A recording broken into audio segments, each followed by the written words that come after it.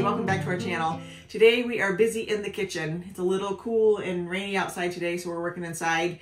Because it's cooler, I can not get my kitchen too hot by keeping the oven on today. So we're gonna be inside today. There's a lot of canning going on here right now. My pepper harvest has been really good this year. I've been really happy with it. The deer did not get into my peppers because they were in the hoop house and they don't like the hot peppers. So my pepper harvest has been really good. So I've got a bumper crop of green chilies, which is like an Anaheim variety. So we're gonna be canning some diced green chilies with those today.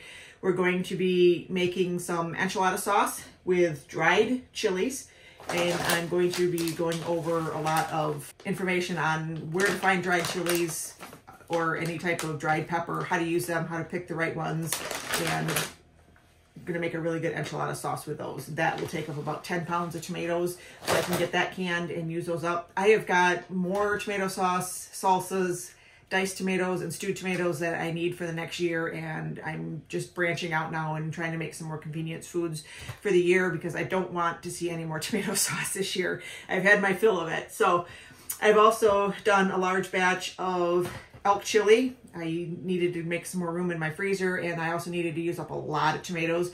So I made a giant batch of chili using fresh tomatoes and a lot of the fresh peppers out of my garden. So that was made last week, and then I put it just in quart jars and canned it in the pressure canner. So we've got a whole bunch of that. I've also got some ham bones I need to use up. I've got 3 of them defrosting here, and then 1 in the fridge. A friend keeps giving me ham bone when he cooks a ham, and I haven't used them up yet. So I need to make some bean and ham soup that I want to can as well. However, I don't have enough beans. I need to go get some more beans before I do that. So that will probably be tomorrow. So I'm going to throw those in the fridge and do those later. While these are roasting, because you need to peel them in order before you can them, we are going to be making a traditional Mexican hot sauce. It's going to be a super easy, fast recipe for a quick either taco sauce, sauce for breakfast burritos, eggs, whatever you want to put hot sauce on. It's going to be a really quick recipe for that. That's going to use up a couple more tomatoes, and it's also going to be using up some dried chilies, or we can use some fresh ones too. It doesn't really matter. So we're going to go over all of that while these are roasting. So if you haven't watched my video that I did last year on how to roast peppers and how to peel them, I'll link that below so you can watch how we did that. Last year I did them over a fire, but I don't feel like making a fire out in the rain today, so I'm going to roast these in the oven. We're going to get these peeled. We're going to get these canned in little 4-ounce jars because that's about the size that you get when you purchase a can of diced green chilies in the store. So that's what most recipes call for, so I'm going to can those in those sizes. I picked an apple this morning. I'm going to try that. This is the first apple off of our trees that we have out in the garden, and this is a Gala, and I know they're one of the first varieties to be ready, so I'm going to try that and maybe dip that in some peanut butter while I'm eating it. So lots going on today. I've got a lot of canning over the next few days to do. We are going camping in the UP next week, and I need to get a lot of this done because if we had to get a frost before we come home, all of these are going to be damaged by frost. So I need to get these done before we leave. I also have about 70 pounds or more of potatoes that I need to deal with. Those can wait in the cellar for a while. However, I do want at least 1 batch canned before we go because we want to take those along for some breakfast potatoes. Let's get started. First thing we're going to do is get these washed, get these roasted, and we'll take it from there. So we'll leave the stems on, leaving these whole. We will peel them and destem them once they are done being roasted. It's going to be a lot easier to do that. I don't know if I can get all of these on one tray. I probably need both my trays.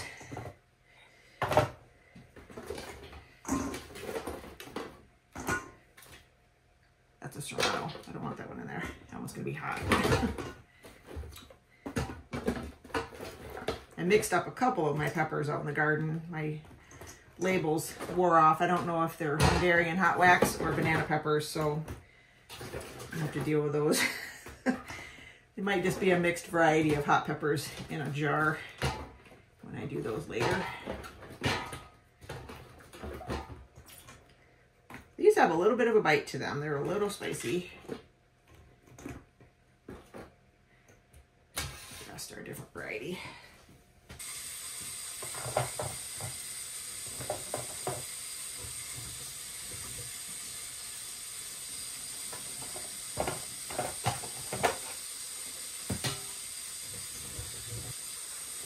You don't want to crowd them too much.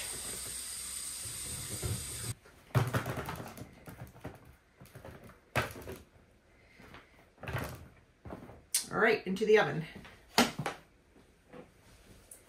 So the peppers are in the oven roasting. Those will be several minutes yet. We're gonna make a hot sauce. Now when you're making a traditional Mexican hot sauce, you're gonna want a kind of a meatier type of tomato. These are, I believe, Early Girls. I don't have any aromas. Aroma variety is traditional because there's not as many seeds in it. It's not gonna be as liquidy. So you want a good, solid, meaty type of tomato. And about 3 small ones or 2 medium-sized tomatoes is about an average batch. So you can use any type of pepper that you want for this. You can use jalapenos. You can use a dried pepper. I've got a huge variety of dried peppers here. These are chili piquins. I'm not sure exactly if I'm saying that quite right. These are really, really small, and these are absolutely fiery hot. I don't want it that hot. Dan doesn't want it that hot. So I'm not going to make this batch with that right now. You can use dried cayenne peppers. These are cayenne peppers that I dried out of my garden. These are probably at least 5 years old or more. And if you dry them properly and you store them properly, they're going to last you a really, really long time. So I don't probably have to plant cayenne peppers next year yet, probably the year after, because that's about how long it's going to take me to go through this many. So I think I'm going to probably use the dried cayenne peppers for this batch. And if you're using a dried pepper, you're just going to cook them just a little bit longer. And however spicy you want it is going to be how many you're going to put in. I'm going to use 2 medium-sized ones and a small one for this batch, and that's for 3 small tomatoes. And you can use really any type of pepper that you want. These are chili Californias, and all of these peppers come in just different shapes, sizes, and they're all a different type of pepper. Now a chili pepper, we call them dried chilies, but they're all peppers. They have a different name once they're dried. Like the chili anchos, which is what we're going to be using for our enchilada sauce, is a dried poblano. So this is the same pepper. This is just the dried form of it. Now when you're choosing a dried pepper variety, you want to get one that's, this is dried, but it's also still flexible. It's going to be easier to work with. If they're really old and they're just brittle and falling apart, they're almost not worth using anymore because they're going to be really hard to get the seeds out. It's just going to make a mess, and it's not going to be easy to boil them and to get the pieces out. It's just going to make a mess. So one of the most important things to remember about these, any type of dried peppers when you buy them, is that they're usually hung out to dry just naturally, and they're going to be dusty. So you're going to want to wash these every time you use them. No matter what your recipe calls for, how to use them, wash them first and just get that dust off. So there's a lot of good varieties of Mexican chili peppers that you can buy. This is Badia brand, and this is Mi Costanita.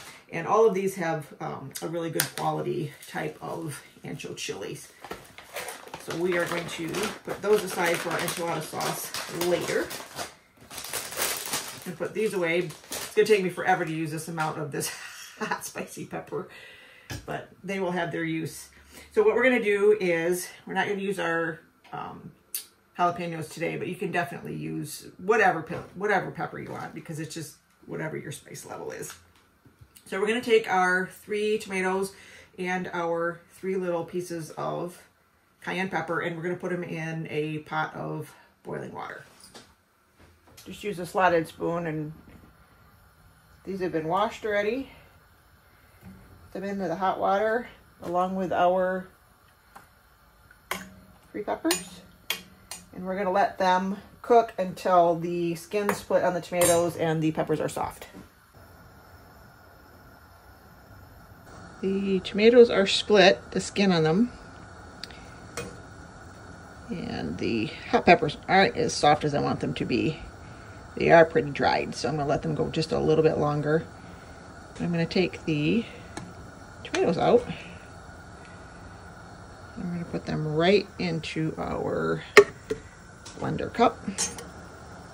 You can use a little tiny blender too. I have a little tiny one that I actually keep at work.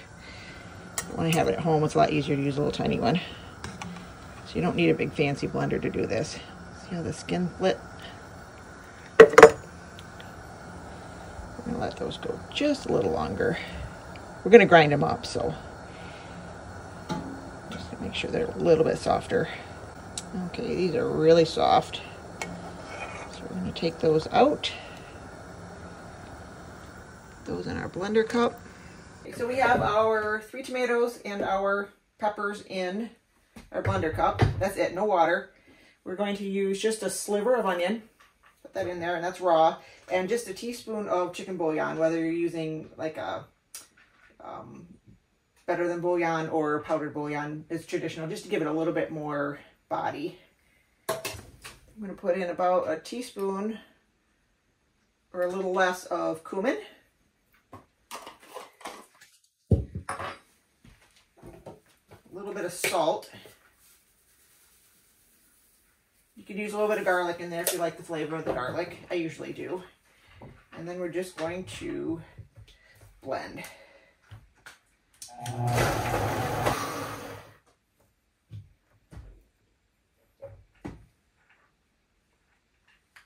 Whew. Oh, that's hot. I'm going to take this over here and I'll show you how to strain it. We're going to test this. That's spicy. It needs a little bit more salt though. And you can adjust your seasonings from here.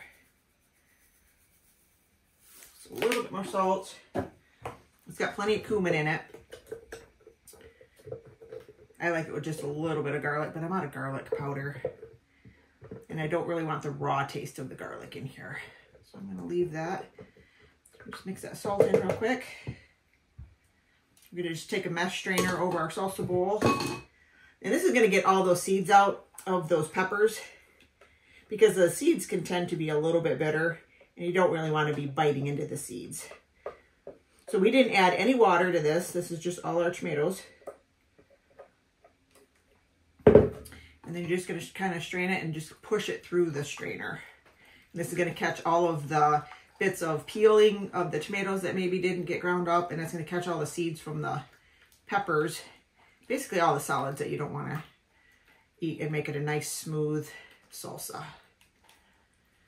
You can play around with the seasonings on this. You can add a little bit more chicken bouillon if you want. You can use a milder pepper. You can use a spicier pepper if you want. You can do whatever you want. There's a lot of seeds in here. I'll show you this here when we want a nice smooth salsa. So this is all seeds and skins. Super easy. You don't need to take the time to peel your tomatoes. You don't need to go buy taco sauce. Just make it as spicy as you want.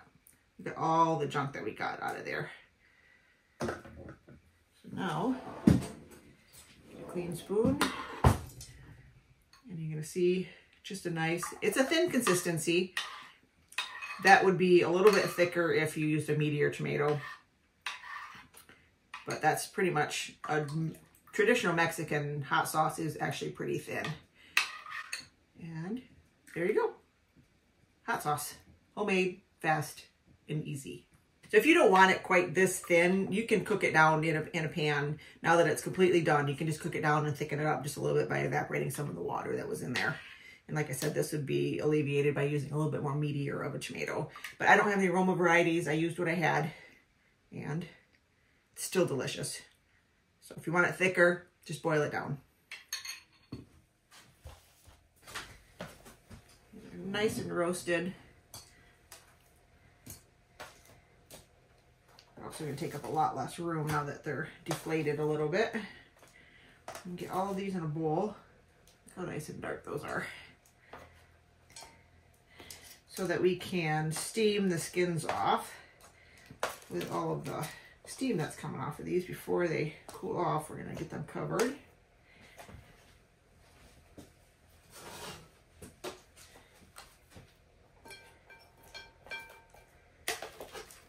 Oh, these smell so good.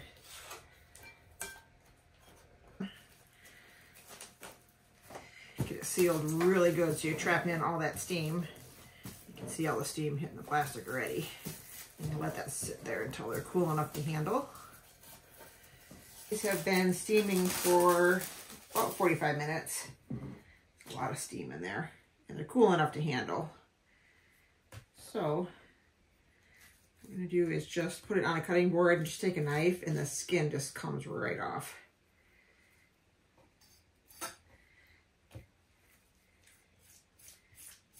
Just scrape it off. Get as much of that skin off as you can. And then when you pull the stem out, some of the seeds come out with it. I'm going to need to get a garbage bowl. And then get the rest of the skin off.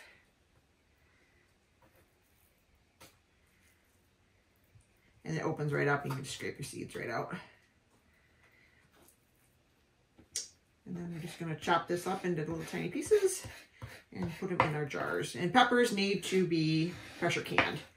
I believe it's 35 minutes for the half pints, but I'm using quarter pints, so I'm still going to go with the same time for the half pints because I can't find anything for smaller than that. But I don't want any bigger than that because that's usually what I use serving wise. Just going to put them in there. And we're going to have a inch headspace on these, and then we're going to fill them up with hot water and then pressure can them. So we're just going to go through and do all of the peppers this way. Sometimes it's easier to do this under running water too. And it's a lot nicer if you do this actually over a flame rather than in the oven. I think it works better. But we did what we had to do today. Didn't feel like making a fire. Our green peppers are done in the pressure cooker, so I'm just letting the pressure come down for that. We're going to make our enchilada sauce now with our dried peppers. Now, when you are dealing with dried peppers, it says to have 5, but you could have peppers that are this size and this size.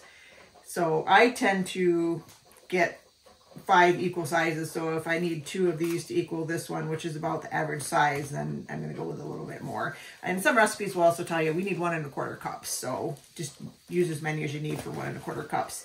This particular recipe says to use the seeds in when you're toasting it. And I'm not going to use the seeds. I don't want it quite that spicy. And also a lot of people think that sometimes the seeds in these dried peppers are bitter. Like I said before, when these are dried, a lot of times they're a little bit dirty. So we're going to rinse these off before we use them.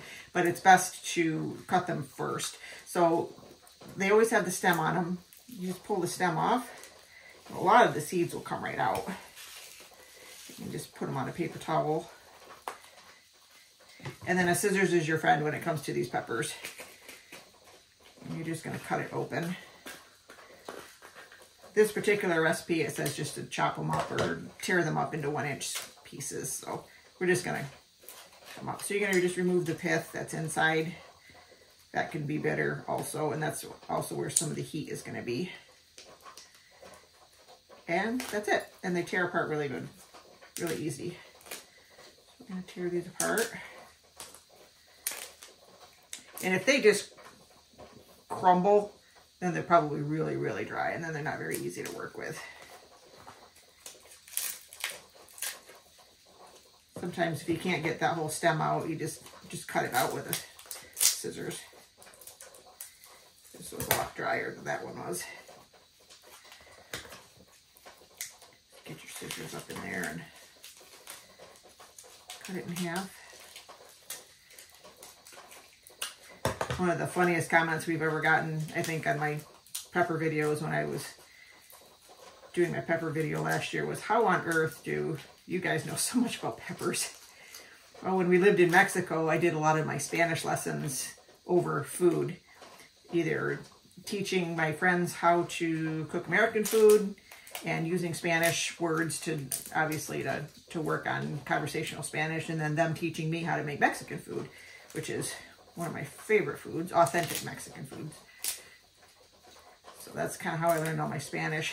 It's kind of funny because Dan's really good at his Spanish, but when it comes to names of ingredients and foods and stuff, he can't tell you a lot of what they are. I know even the weirdest food names because I was the one that did the grocery shopping down there. So these can be a little sticky. And if you're using really spicy, some of these are really, really spicy. If you're doing a really spicy pepper, you can wear gloves. Otherwise, when you touch your face or anything, you're going to regret that later. just gonna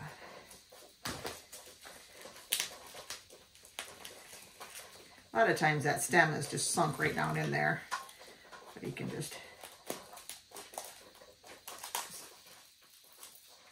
cut it in half, empty out some of the seeds, and then pull it out that way.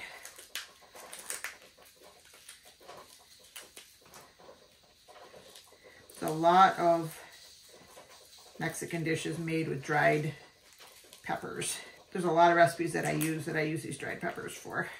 And that's why I like this enchilada sauce recipe, because it's very traditional with the dried peppers and not just tomatoes and spices.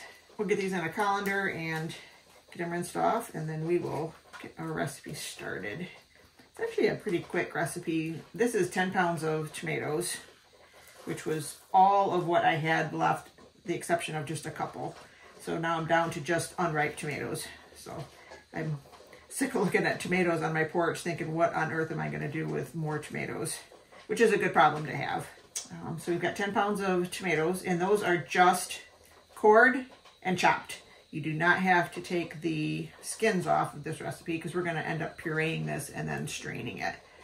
So it's another nice thing about this recipe is it's going to be fast and easy. I don't have to take the time to peel all of the tomatoes. We've got some spices here.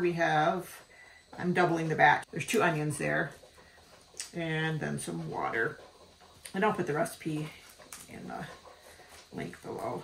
Yeah, see, this pepper's really dusty up on the top. It was sunk in like this, and when you pull out the top, that's where all the dust collects. So these are ancho chilies, which are, like I said earlier, poblano peppers that are dried. If you're using chipotle peppers, those are just smoked jalapenos, smoked dried jalapenos. They all get a different name once they're dried. See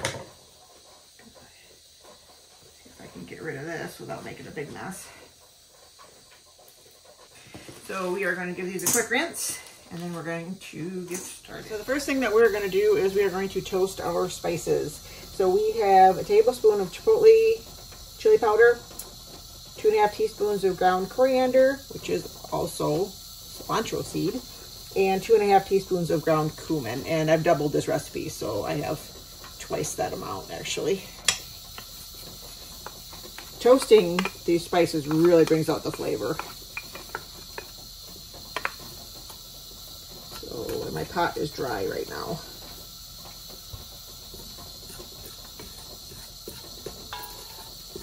Just going to toast them until they become fragrant. We're going to add the dried peppers here in a second. It smells great already. Just keep stirring it so it doesn't burn. Just toasting it lightly. Going to add our dried chilies. And continue toasting those.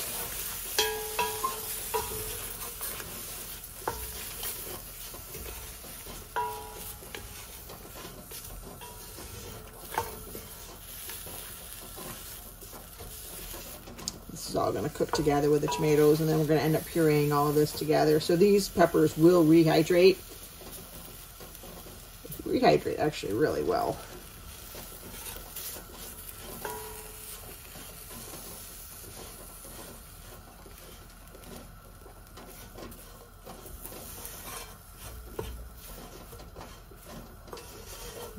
Okay, those are toasted. So we're going to add some water, and we're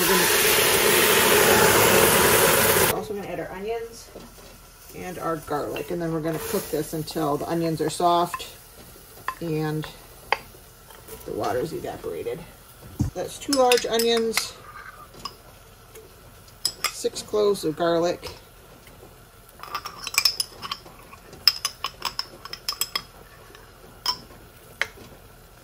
or everything I have left in my little jar here. So we are going to toast this. Getting ready to see how these peppers are rehydrating already. Once the water is evaporated, we're going to add our tomatoes.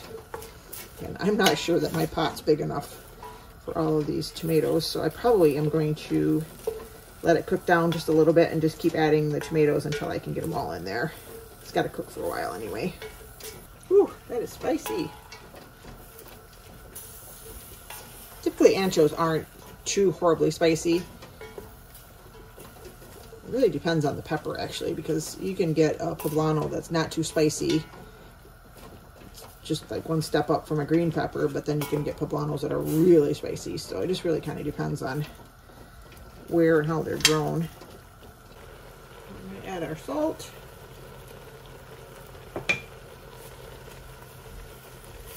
Still a little bit of water in there yet. Let that evaporate, but these things are getting really soft. It smells great. Okay, so we've been cooking for a while, and you can see how these peppers have really broken down and gotten soft, and most of our water's evaporated. So we are going to add our tomatoes.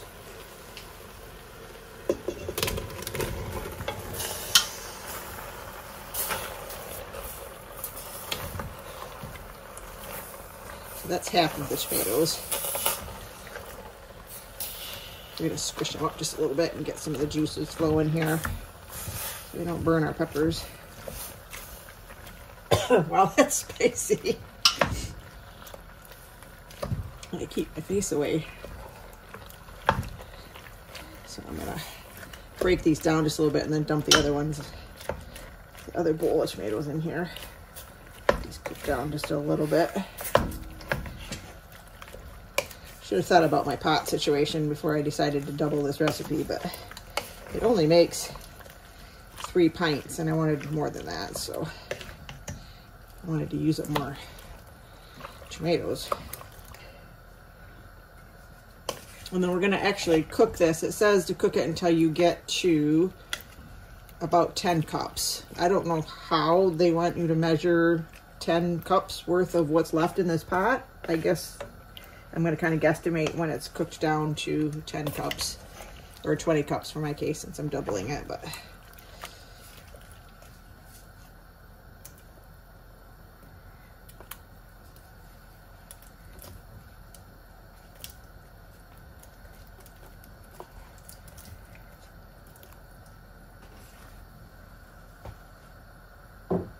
tomatoes cook down pretty quickly, so I should be able to get all these in here. It'd be nice having this. I don't have a grocery store super close to us that actually carries good quality organic food. I like knowing where my food comes from. So to have pantry staples, to have enough tomato harvest to be able to make my own pantry staples is great. And once we get all our tomatoes in here, we're going to bring this up to a simmer and we're going to let it cook for about 20 minutes or so before we puree it. And then we'll get it in the blender, puree it, strain it, and then we'll be able to get it in the jars and can it. And because this has apple cider vinegar in it, which we will get to at the last step, we will be able to water bath can this. We don't need to get the pressure canner out. Not that it isn't already out, but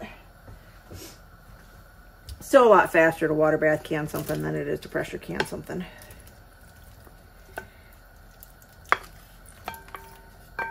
There. All the tomatoes made it in there.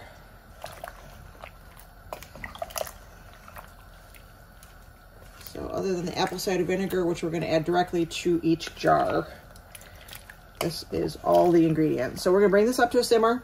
I'm going to find my cover for this pot and let it simmer for 20 minutes, and then we will be back.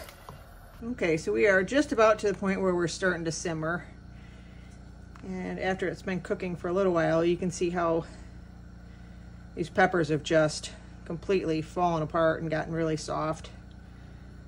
There's one in there, right there. So they'll break right down. As soon as this starts to simmer, we'll simmer it for 20-30 minutes, and then we'll get it in the blender. So this is what it's going to look like once your 20 minutes are up. It's pretty liquidy. There's some solids in there from the tomato skins and a little bit of the skins from the peppers. So I'm going to shut this off. I'm going to let it cool for just a little bit before I stick it in my blender. I know it can handle hot, but this is really hot. And then we will strain it. All right. It's still really hot, but we're going to do this in batches because I don't think I can get all this in here. As a matter of fact, I know I can't.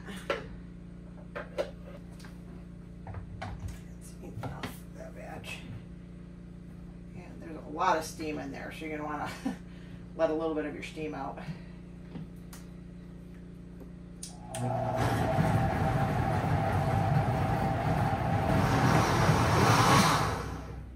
Now you can do this with any blender. You don't need a fancy Vitamix. All right, so after we've blended it, we're gonna use our little mesh strainer again. And we're gonna pour this through into a clean pot because we're gonna heat it back up again once we can it.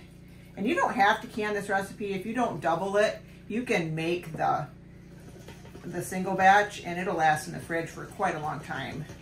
If you have a large family and you wanna make a large batch of enchiladas, you can just make this once and you can just make this a single batch. And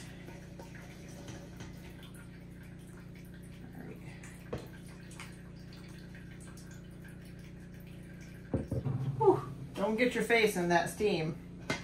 Pepper spray yourself.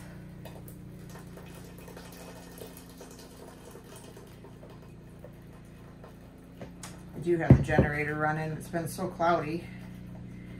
It's not making a ton of solar, and when I'm using a lot of lights and my Vitamix and that kind of stuff, I tend to turn the generator on just so I don't run the batteries down.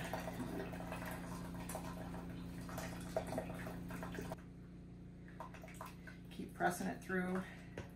So this is about 2/3 of it right here. I got maybe one more batch left for the Vitamix, maybe a little bit more.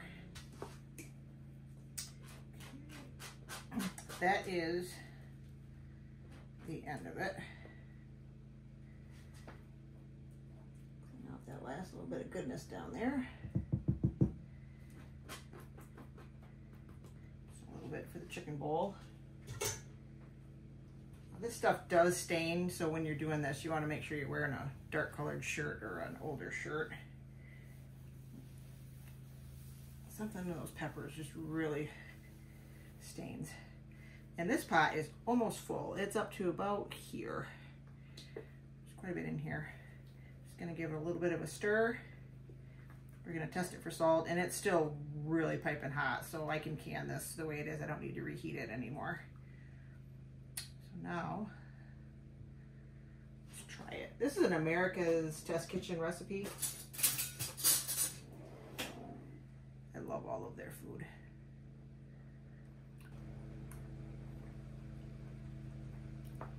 Oh, that's really good. This is the first time I've made this recipe, so I hoped it wasn't a skunker when I made it after all this work.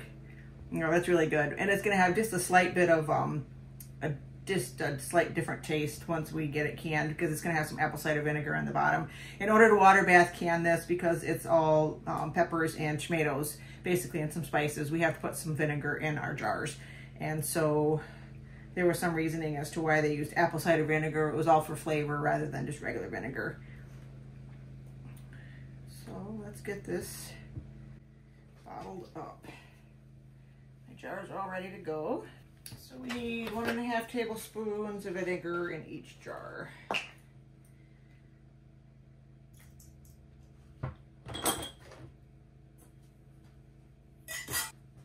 This is the perfect consistency for enchilada sauce also.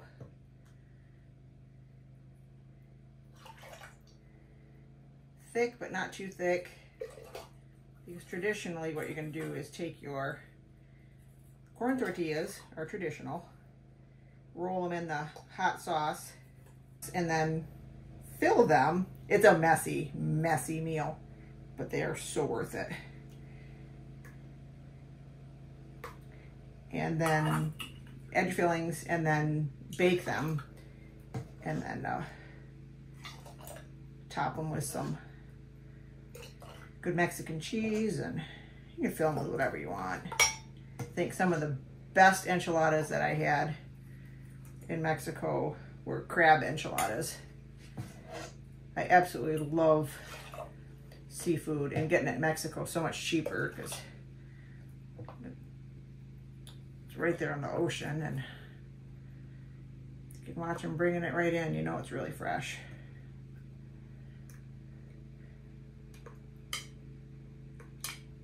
Seafood is one of the meats that doesn't bother me, so I can eat all the seafood I want.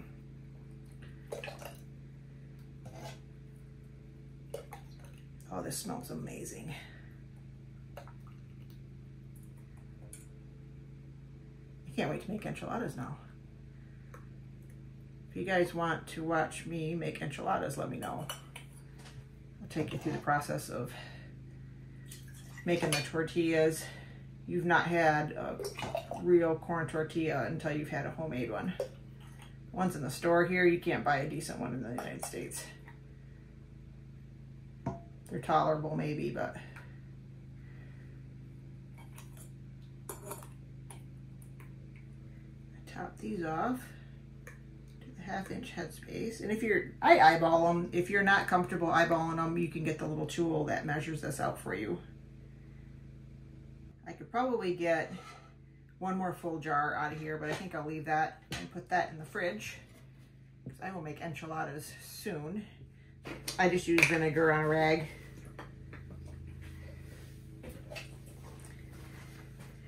Clean it. Because no matter how clean you think they are, they're never all the way clean. See, I didn't think I spilled on them, but I obviously did.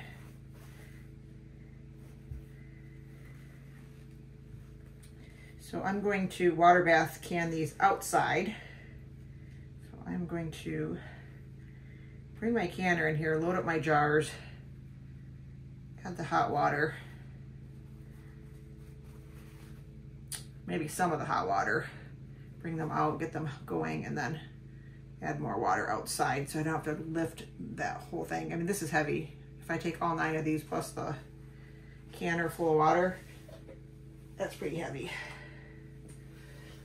I don't have a water source out there in my outdoor kitchen, so Dan's not here to help carry for me.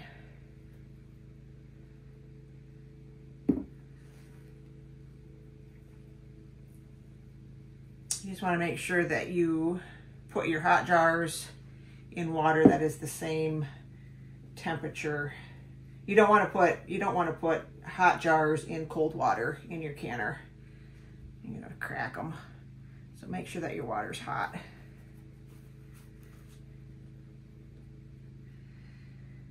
All right, so I've got 9 jars. 2 of them are regular lids and the others are wide mouth, so I need to grab my lids. Never, never, ever can without your rack in the bottom.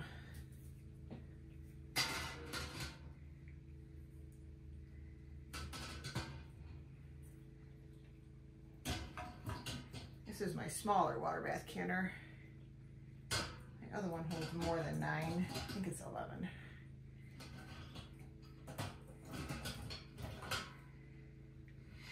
Alrighty, out to the outdoor stove we go. Okay, so everything's in the water bath canner. I got 9 pints in here, and then there's a little bit left over inside for a meal that I can use in the next week or so.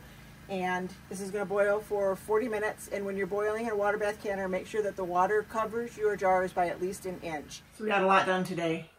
We got 8 quarter pints of our diced green chilies, 9 pints of delicious red enchilada sauce, along with enough for a batch here. So it probably would have been about 10 pints, and our delicious, fast, easy hot sauce.